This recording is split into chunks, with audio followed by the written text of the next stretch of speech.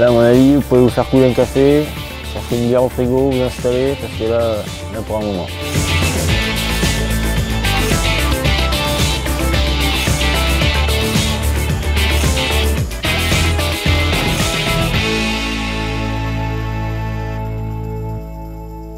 Et bonjour à tous, bienvenue pour une nouvelle vidéo. Alors aujourd'hui on va essayer de pratiquer une pêche de carpe à la canne avec la Eurotorque en 10,50 m. Donc là on se situe sur un petit plan d'eau du Médoc avec une population de carpe d'assez belle taille quand même, avec des poissons qui frôlent la barre des 20 kg. Il y a aussi une population de gardons et de brèmes qu'on va essayer d'éviter. Et voilà, donc là on a monté tout le matériel très tôt ce matin parce qu'ils annoncent des chaleurs caniculaires aujourd'hui. Donc là tout est monté, l'amorce est en train de gonfler et là je vais finir de préparer quelques bricoles, sonder une dernière ligne et puis après on va passer à l'amorçage et à la pêche. Bon, alors niveau stratégie, il n'y a pas aujourd'hui. Je vais partir sur une stratégie de départ et on adaptera après. Donc la stratégie de départ ça va être de mettre quelques boules comme si on pêchait au cou les poissons classiques, gardons, brèmes et tout ça. Par contre on va charger quand même beaucoup en asticomore, maïs, pelé dans les boules parce que les poissons répondent quand même bien au bruit et à l'amorçage. Et par-dessus où on agrainera, où on mettra des appâts à la coupelle. Donc niveau appât on a du maïs doux, on a du baby corn, on a du petit pelé en 4 mm extrudé, on a beaucoup d'asticomore et des asticots vivants. Voilà, après au niveau du mélange de farine, rien de bien compliqué, hein. J'ai fait une amorce brème assez riche dans laquelle j'ai rajouté quelques épices.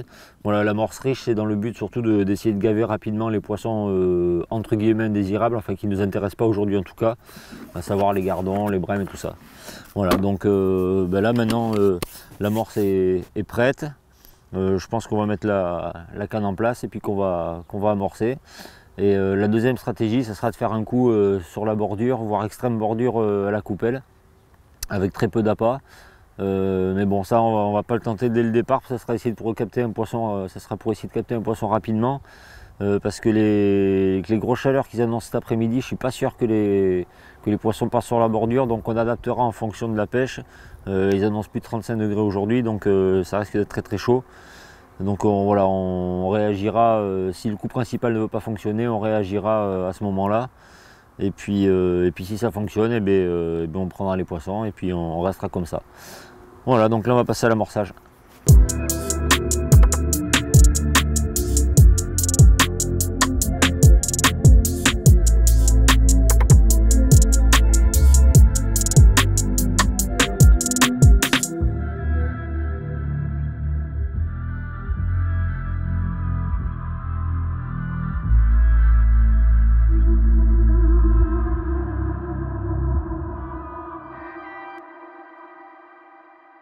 Bon, voilà, donc l'amorçage est terminé, maintenant on va placer à la pêche. Donc je vais commencer simplement avec un gros bouquet d'asticots bien vivants sur l'hameçon. Et puis on adaptera en fonction. Donc là la ligne c'est du 23 centièmes Power Micron, élastique slick en 2,6. Et voilà, normalement ça devrait suffire pour contrer les plus gros poissons. Si c'est pas le cas, je vais monter une ligne un petit peu plus solide encore avec du 3,2 plein. Donc on verra, on adaptera en fonction de la pêche. Donc on va y aller. Allez, c'est parti.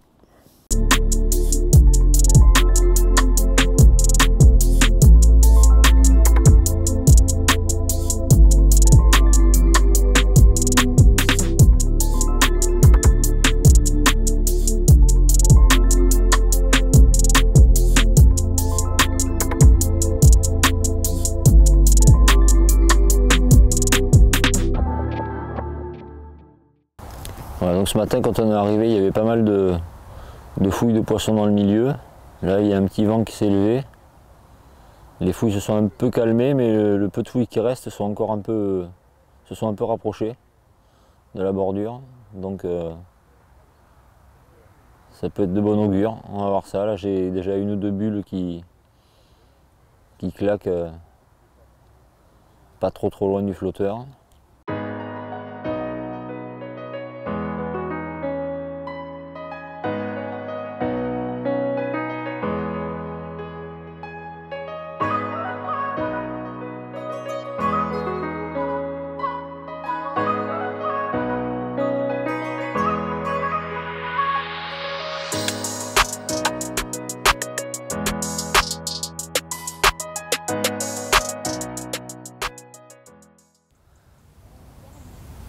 Elle fouille 50 cm à droite du flotteur.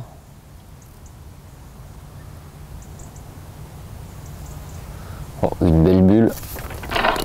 Ah, et là c'est tendu. Voilà, donc là le poisson part. Donc là on lui laisse faire son premier rush.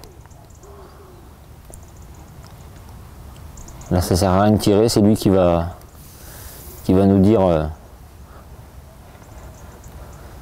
quand il faudra revenir. En début de combat, moi j'aime toujours bien tremper un peu l'élastique avec le sion dans l'eau pour être sûr qu'il sorte bien. Et là le poisson part loin. Donc là on le suit. On le suit. Là je sais pas si vous entendez la pression dans la canne, mais là c'est un treuil. Là c'est un gros poisson. Donc là on accompagne. Ça sert à rien de mettre de tirer, hein. Il tire déjà largement suffisamment. Là, et quand on verra qu'il commence à faire machine arrière, on ramènera gentiment. Mais là ça sert à rien du tout de tirer, hein. C'est le début du combat, il est en pleine puissance. L'eau est chaude en plus, donc il est plein d'énergie. Voilà, là on voit le nœud. Donc ça veut dire que le poisson est légèrement fait demi-tour. On va quand même le laisser se fatiguer. Bon, du coup ça valait le coup d'avoir essayé le baby-corn parce qu'apparemment ça l'a décidé à prendre.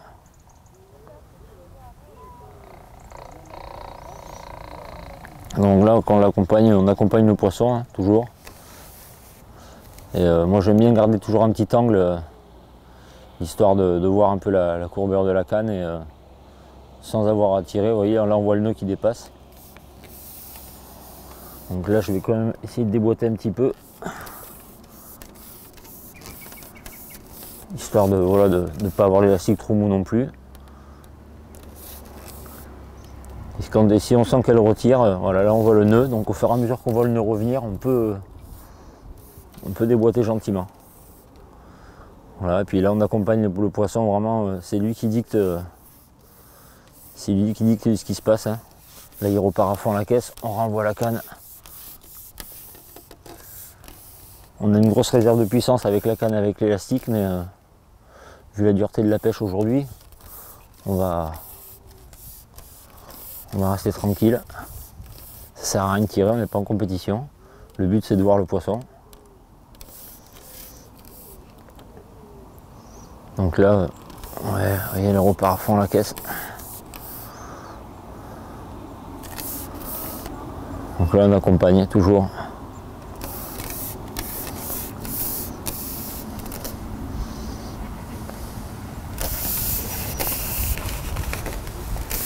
Elle n'est pas contente. En même temps, comme je disais tout à l'heure, avec la température de l'eau, les poissons ils sont en pleine puissance. Ça serait l'hiver, elle serait peut-être déjà dans l'épuisette. Mais...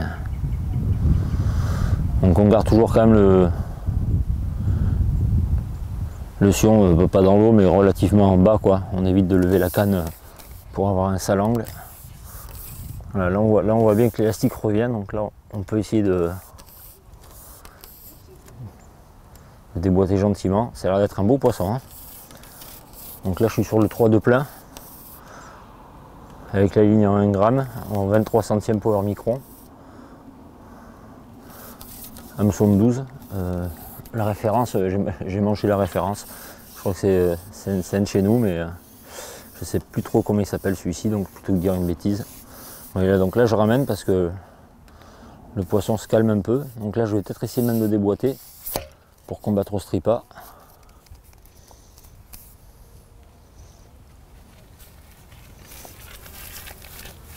Et là je l'accompagne toujours, hein.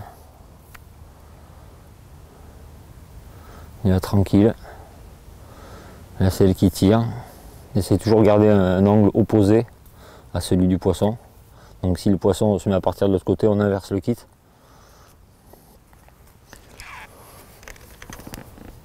Voilà, là je récupère un tout petit peu parce que je vois que le poisson faiblit légèrement. Légèrement. Oh là là, elle a l'air jolie, oui.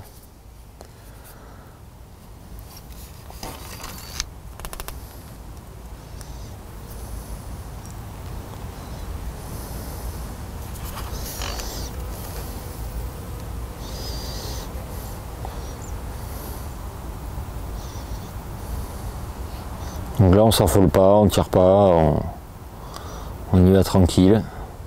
Voilà, on voit que le poisson revient de par lui-même, que ça sert à rien d'essayer de tirer trop. Là je reprends un tout petit coup de stripal histoire de... Donc en gardant le sillon vers le bas, en fait, ça permet au poisson de... Enfin, ça nous permet à nous d'essayer de faire tourner le poisson en fait. Alors que si on le garde vers le haut, en fait le poisson à la ligne qui lui passe au-dessus de la tête, ça n'incite pas à tourner.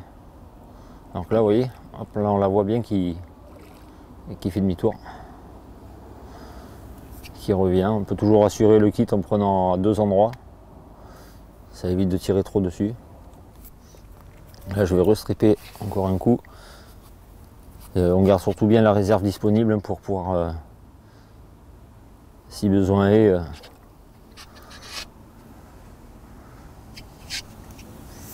alors en tout cas on voit que la torque fait bien son taf, hein. C'est puissant, il n'y a pas à dire. Voilà. Oui, voilà, en tirant vers le bas, on a plus de chances de faire tourner le poisson. On va tenter de miser l'épuisette, mais pas de suite, on va attendre qu'elle remonte. Qu'elle boive la tasse, comme on dit. Voilà. Là, voilà, donc là on peut stripper.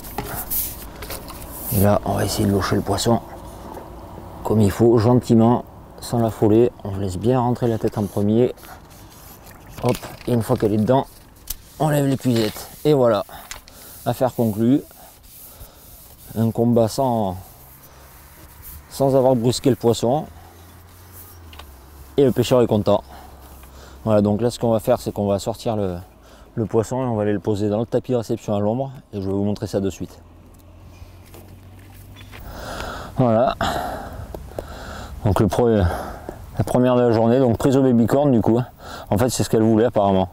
Parce que j'ai juste essayé le babycorn, mais je l'ai mis 5 minutes avant la touche. Et le résultat est là, voilà, un beau poisson de plus de 10 kg. Et voilà, qui nous a fait un beau combat tout en puissance, mais sans se brusquer. On arrive à le mettre à l'épuisette en 5-10 minutes sans effort et sans risque de la perdre. Donc le Power Micron 23 centièmes a parfaitement fait son boulot. Et la torque, bon, ben, on n'en doute plus, hein, c'est une arme redoutable pour les carpes, voire même les grosses carpes. Bon, déjà on a déjà un joli spécimen. On va essayer d'en prendre d'autres, il y en a des bien plus belles. On va essayer d'en prendre d'autres, mais en attendant, voilà une belle miroir bien dodue qui est rentrée sur le tapis d'appât. Hein. Voilà, en tout cas ça fait plaisir, un super poisson. On va la remettre gentiment dans son élément.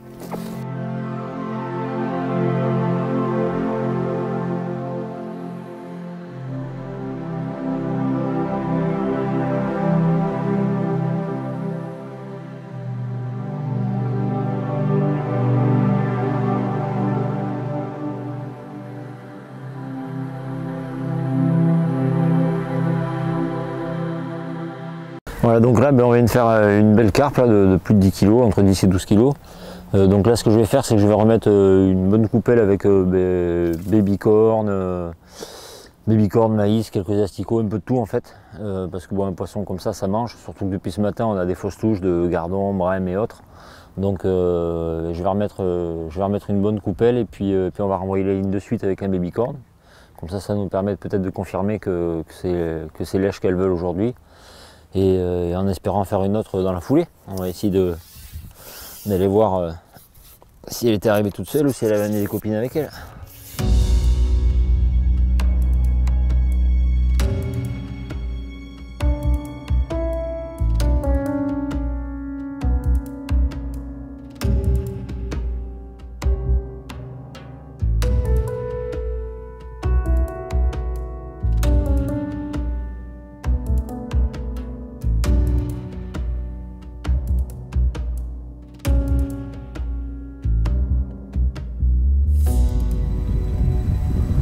Voilà, donc là on vient de repiquer une carpe après des carassins et des brèmes. Et là celle-ci, Elle a l'air d'être bien piquée. Déjà ça a tenu le premier rush. Toujours pareil, on garde toujours le même angle, tranquille, on force pas. Au départ on la laisse faire. C'est elle qui décide. Toujours pareil comme tout à l'heure, au fur et à mesure qu'on voit le nœud qui revient ou qui s'éloigne, ben on récupère ou on redonne un peu de la canne. Mais là vraiment, moi je tire pas, c'est elle. Voilà, là je suis quasiment arrivé à l'élément du kit, donc là je peux déboîter tranquille.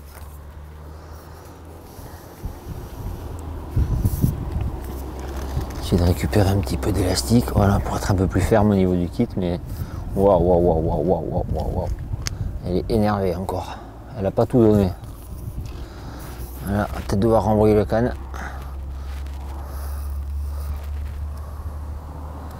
Non, ça va, elle retourne.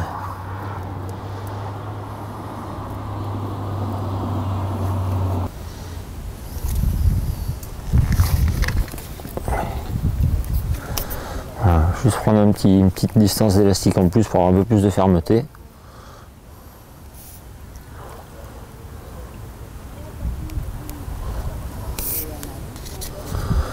Voilà, elle commence à être un peu plus fatiguée, j'ai l'impression. On récupère encore un peu d'élastique. Elle est beaucoup plus petite que la première. Mais c'est quand même un joli poisson. Voilà, combattre tranquillement au kit. On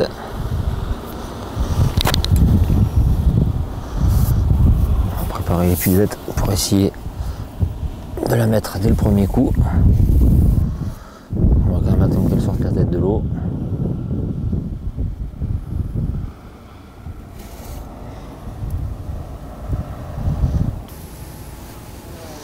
Toujours dans le calme, hein. Jamais se brusquer sur ce genre de combat, ça sert à rien. Tout ce qu'on fait c'est perdre des poissons, casser du matériel. Je vais juste essayer de récupérer un tout petit peu plus d'élastique pour pouvoir le monter. Voilà. Encore un peu plus de fermeté. Pour éviter qu'elle se réélance. Et elle devrait, je pense, pas tarder à venir.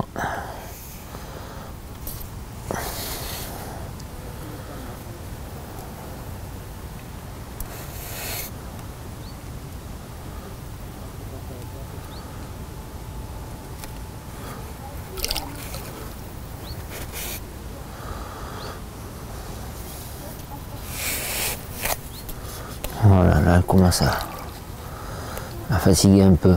Voilà, j'ai le parapluie qui est un petit peu gênant, mais il fait tellement chaud, je peux pas pêcher sans. C'est pas possible, autrement je vais cuire. Hop, et là voilà.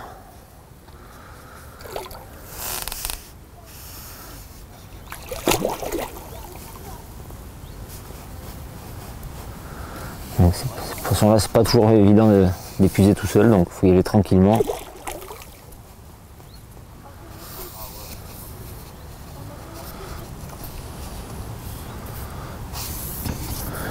Et là, elle arrive à plat. Hop. Et elle est dedans. Voilà. Rien ne sert de s'affoler. Un poisson de plus.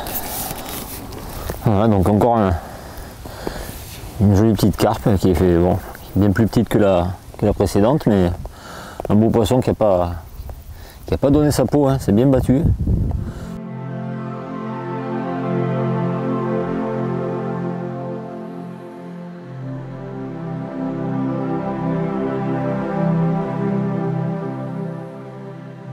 Bon voilà, mais là, disons que depuis le dernier poisson, touché quelques carassins et quelques brèmes. Après, là le problème c'est que là la chaleur elle commence à devenir vraiment insupportable. Et je pense que les poissons le ressentent parce que le peu d'activité qu'on voit, c'est quelques poissons qui se promènent sous la surface en plein milieu du plan d'eau, là où il y a un petit peu la petite frise de vent, quoi. Mais là même sous le parapluie, ça commence à être intenable. Donc on va encore essayer encore un peu de faire un poisson ou deux, mais là ça devient très compliqué. Et là, ça fait depuis le dernier poisson où l'activité s'est vraiment bien calmée. Il y a quelques bulles par-ci par-là qui remontent, mais c'est pas du tout comparable avec ce qu'on pouvait avoir dans la matinée. Là, je pense que ça serait plutôt un coup du soir ou un coup du matin qu'il faudrait faire, pêcher à l'aube ou au coucher du soleil pour avoir un peu de fraîcheur. Parce que là, je pense pas qu'on soit du tout dans les meilleures heures d'alimentation pour les poissons, c'est même sûr et certain. Là, à cette saison, que ce soit au coup ou en batterie, en général, on a quand même beaucoup plus de touches avant et après la nuit, voire pendant la nuit, qu'en pleine journée, en pleine cagnard, parce que là, c'est vraiment... la canne, elle brûle. J'ose même pas mettre la main dessus, la canne, elle brûle. Le matériel derrière, il est en train de fondre. Voilà, Emilien, il a fondu. Là, on est vraiment dans la bonne cagnard, là. C'est bien chaud. Donc bon, on va persister encore un petit peu, l'histoire d'essayer d'arrondir à 3 ou 4 poissons. Bon, en tout cas, on aura quand même réussi à toucher des carpes. On était venu pour ça. C'était pas gagné par rapport à la météo. On a quand même réussi à faire des poissons. Donc déjà, c'est déjà une première victoire. En plus, on en a une quand même qui est assez belle. Et puis de toute façon, la pêche, c'est comme ça. Hein. C'est pas tous les jours le carnage. Heureusement, autrement on s'ennuierait si on faisait du poisson à foison à chaque fois, il n'y aurait plus de suspense, il n'y aurait rien d'intéressant. Voilà, là il y a quelques bulles derrière, mais ça, à mon avis c'est des carassins. Des toutes petites bulles fines qui remontent en se déplaçant là. On n'a plus les bouillons qu'on avait ce matin, tant qu'il faisait pas trop chaud quoi. Mais là le soleil est tout en haut là au pic là, c'est waouh. C'est assez violent. C'est pas un temps à mettre un ch'ti dehors là. Là un ch'ti il fond de suite. Là c'est un temps pour un sudiste comme Jérémy Boissière là. Pour lui il doit faire froid là presque. Mais là je pense qu'au Fred ou Sobo là on les perd là, c'est sûr. Ouais, ça devient assez compliqué. Je vais changer d'èche, je vais continuer à faire tourner les èches. Oh la vache, la canne. Je vais continuer à faire tourner les èches pour essayer de voir s'il y a encore un poisson qui se promène ou quoi. Mais ce matin on a eu les èches au babycorn. Ouais, le babycorn il est toujours au bout, il est un peu fondu, mais je suis pas convaincu qu'on fasse beaucoup mieux.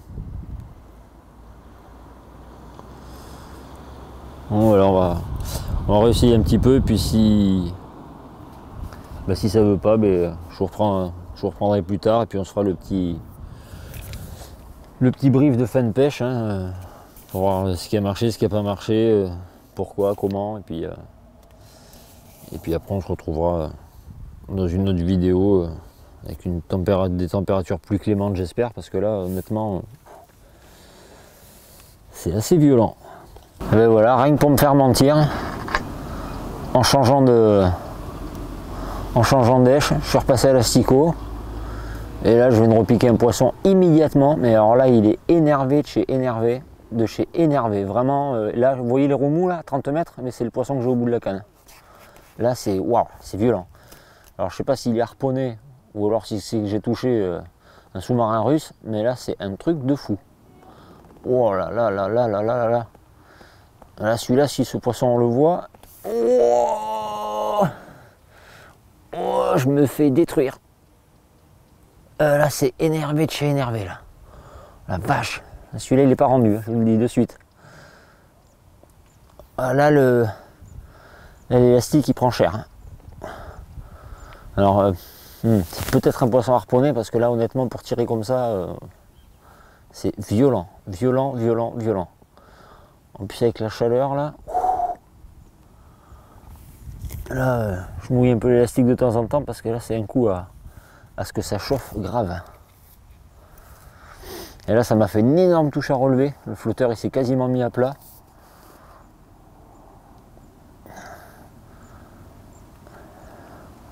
Et là quand j'ai pris contact c'est parti tout droit, mais tout droit. Là, je peux pas tirer, je peux rien faire. Là, je subis. Donc là, je mets pas de pression, c'est pas la peine. Je garde quand même un peu de fermeté, l'histoire de ne pas me faire embarquer n'importe où. Mais wow, là, c'est violent. Là, comme on dit, ça cintre. Et là, le poisson, il est, je sais pas où il est, mais toute la réserve, elle est sortie. Je suis en 3 de plein, hein, quand même. Là, le poisson, il est, mais je sais pas où. Là, là, l'élastique, aussi loin que je puisse voir, l'élastique, il est tendu, là. Je sais pas. Le poisson, il doit être à plus de 25 mètres du bord. Là, c'est hard. J'espère quand même qu'on va voir ce poisson, histoire de savoir ce que c'est. Parce que franchement, ça dégaze des bulles et tout. Ah ouais, il est vraiment pas content le poisson. L'élastique, là, le 3 de plein, il est tellement étendu que je sais pas s'il reste 2 mm. Et encore, oh la vache. Là, je le vois, mais hyper loin l'élastique. Ah ben là,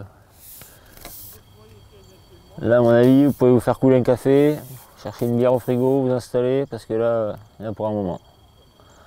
Là, c'est pas rendu. C'est pas rendu du tout. Mais par contre, ce qui est marrant, c'est que le changement d'èche a été immédiat. Là, il y a 2 secondes, je vous disais qu'on allait essayer encore une petite heure, l'histoire de, mais que j'y croyais pas. J'ai piqué 5 gozers sur l'hameçon, le flotteur il a quillé et c'est parti immédiatement. Enfin, c'est parti, c'est remonté même, tout. Parce que là, c'est une touche à relever hallucinante. Alors, est-ce que c'est un poisson qui a vu tomber la boule de gozer qui était entre 2 eaux? C'est possible. Ou est-ce que c'est une coïncidence, ou est-ce que c'est de la chance, ou j'en sais rien. Mais waouh, waouh, waouh. Là, ça tire violent, violent. Après, c'est peut-être, comme je disais, c'est peut-être harponné aussi. Hein, parce que la touche était quand même particulière. Ah, on voit l'élastique, hein, on voit le nœud de l'élastique. Elle a fini par faire demi-tour. Ah, on peut peut-être y croire. Hein. Ou alors c'est un poisson énorme. Et honnêtement, si c'est le cas, tant mieux. Ça serait super. On a un beau poisson en vidéo. Là. Parce que bon, prendre des carpes, c'est une chose qui est quand même faisable régulièrement. Et les grosses, après tout, on ne sélectionne pas. Hein. Surtout dans un plan d'eau comme ça où il n'y en a pas non plus des milliers. On prend ce qu'il y a. Là, je peux déboîter un petit peu. Ce que je vais faire, poser la canne. Parce que là, elle me brûle. En plus, la canne, c'est...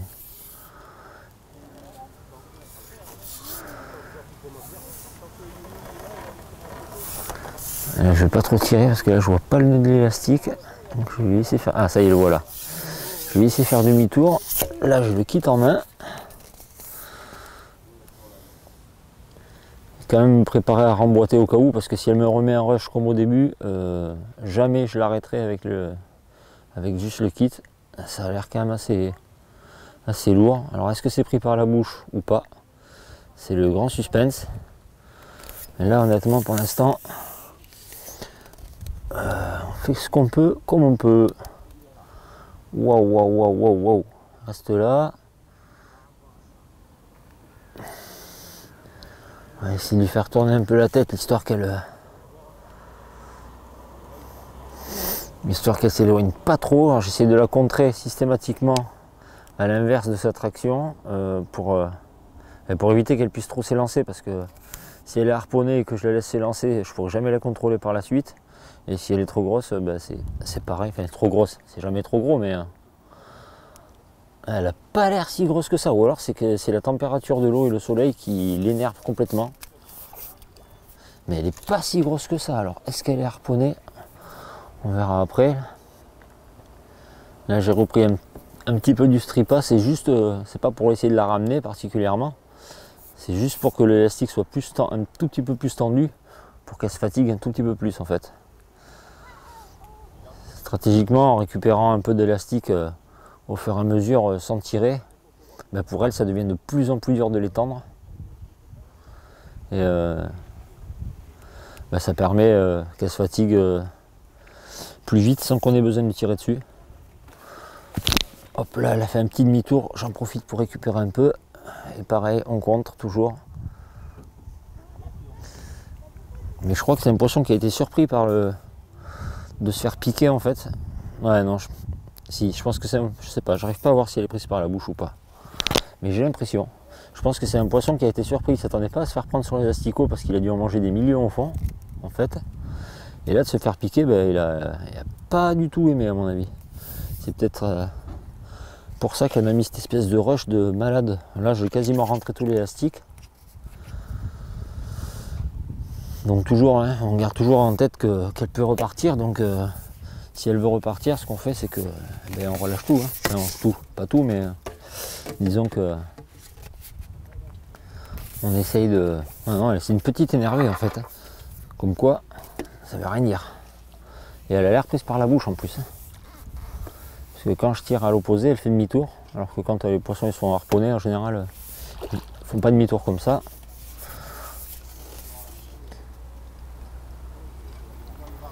Voilà, elle est prise par la bouche. Elle est juste énervée. À mon avis, c'est la chaleur. Je pense à la température de l'eau et tout là. Elle n'a pas du tout envie de sortir. Donc celle-ci, si on l'amène au bout, celle-ci on va faire très très vite. Quand on va la sortir, on va la prendre en photo rapidos et puis on la remettra à l'eau aussi rapidement parce que pour la sécurité des poissons. Non, je pense que j'ai l'impression qu'elle est harponnée par le flanc, ouais. Elle est harponnée par le flanc. Ouais, donc en fait, il y avait bien des poissons sur l'amorçage, mais qui n'étaient pas là pour s'alimenter, quoi. Ou alors, ouais, elle est harponnée, ouais, c'est ça. Elle est harponnée par le dessous de la nageoire pectorale. Là, pour l'épuiser, il va falloir qu'elle se présente dans le bon sens, parce qu'autrement, ça va pas être une mince affaire.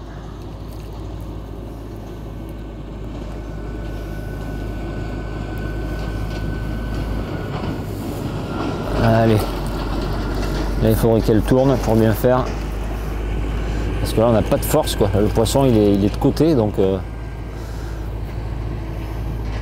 a beaucoup moins de puissance que quand le poisson est pris par la bouche. Et alors le pire c'est par la queue, alors là par la queue c'est interminable, mais vous voyez j'arrive quand même à la faire tourner un peu.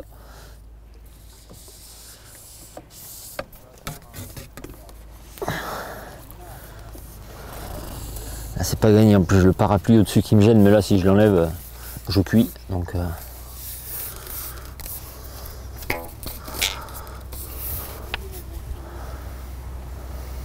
elle monte là, je pense qu'elle commence à être fatiguée.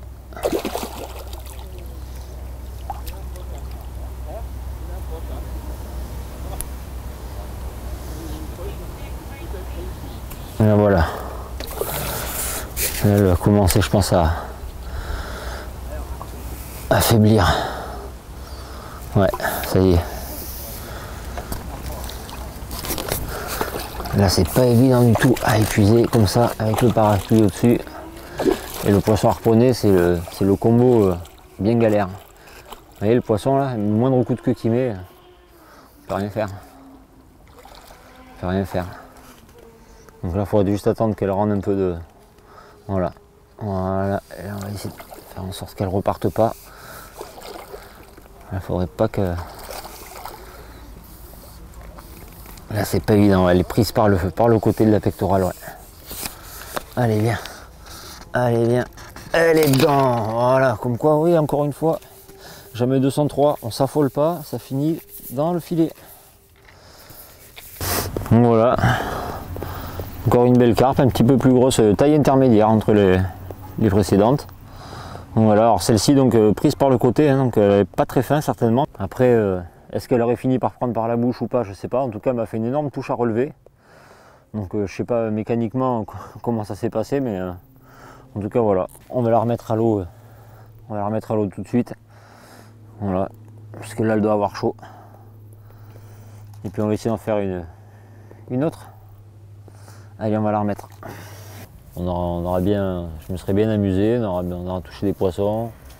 La pêche n'aura pas été simple, mais bon, ça en même temps, c'était largement prévisible, hein, parce que Bon, mais déjà, comme je le répète, on n'est pas en carpodrome et en plus, bon, mais là, la météo, c'est pas du tout ce qu'il faudrait, quoi. J'aurais préféré, limite, je ne sais pas si j'aurais pas préféré qu'il pleuve toute la journée, parce que là, c'est assez étouffant quand même. Donc voilà, je vais vous quitter là-dessus. Prochaine fois, j'essaierai de changer totalement de décor. Là, j'ai une ou deux petites idées pour vous amener dans un endroit que j'aime bien. Je vais essayer de voir si c'est possible de faire ça. Donc je vous dis à une prochaine fois et puis bonne fin de vacances à ceux qui sont en vacances et profitez-en bien. Salut!